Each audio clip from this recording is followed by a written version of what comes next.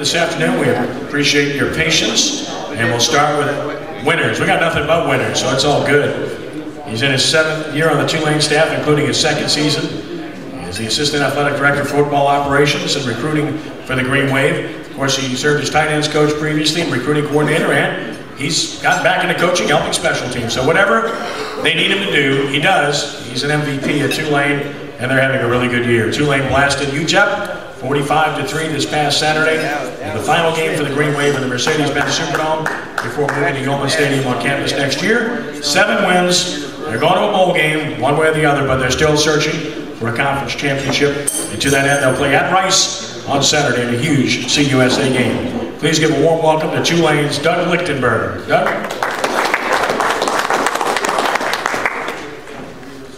Thank you, Ken. It's always great to be here. Had a great game last week. We had a couple weeks off, heading toward the status of the greatest bat time with Jim Brown and maybe others. Did what? Enjoy that audio. Can you guys hear that? Yeah. No idea. There you go. All right. We were coming off a bye week. We had a couple, little bit of a tough stretch, but we had a bye week to get back and focused and really get back on the right track for the last 2 games of our season. I think that really started on Saturday. Really a complete game. Played very well on offense, defense, and special teams. On the offensive side of the ball, it was kind of all led by Nick Montana, our quarterback.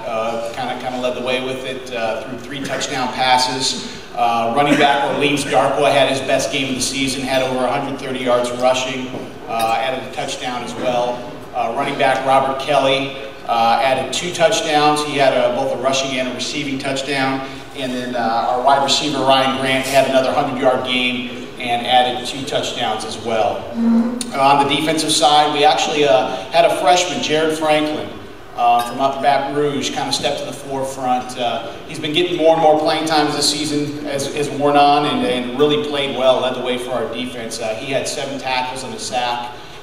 Defensive lineman Julius Wormsley did a nice job as well. He had 4 tackles, added a sack, and then Lorenzo Doss added another interception to his tally. I believe he's at 7 right now, and he's playing as well as any defensive back is in the country. And rounding it out with special teams, Cairo Santos, our kicker, did a great job. Most of his kickoffs were in the end zone and added a field goal as well.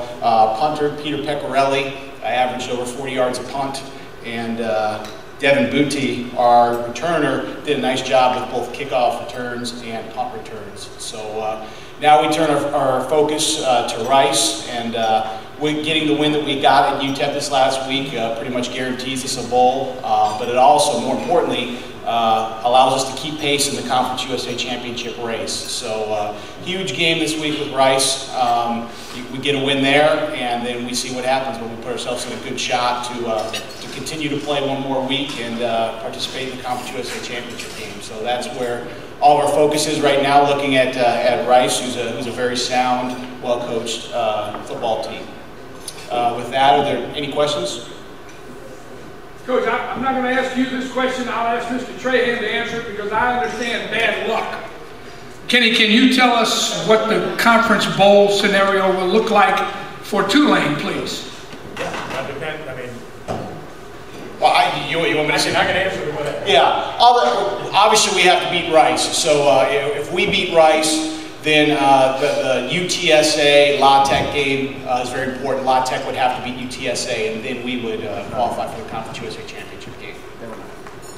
No, what's the chances of the Green Wave hosting the Conference USA Championship game in the Superdome, giving y'all one more game to play in the Well, unfortunately, it looks like it's going to go to the other side. It's going to be hosted, so it's probably going to be either Marshall or not probably. It'll be the winner of the Marshall East Carolina game will host.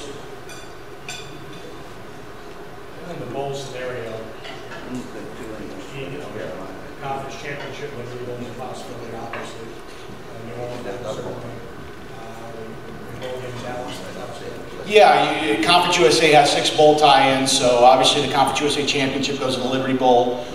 From there you have the New Orleans Bowl, you have the Beef O'Brady Bowl in St. Petersburg, You have the Heart of Dallas Bowl, and I think there's one more. I know there's one more. The Military Bowl in Washington, D.C. There you go. So those are our bowl tie-ins. Coach, I have a question. Yes. Just moving to recruiting. Where is your biggest need, and whom are you recruiting to fill? Well, probably our biggest need, looking into next year, is wide receiver. We have Ryan Grant, who Conference USA will most likely be an NFL draft pick. We're losing him. So I think we need to find some impact guys. I can't really talk exactly who that we're looking at, but we do have some receivers that are committed to us that we feel are going to be able to come out and make an impact for us immediately. Raise your hand. Anyone else? All right. Thank you very much.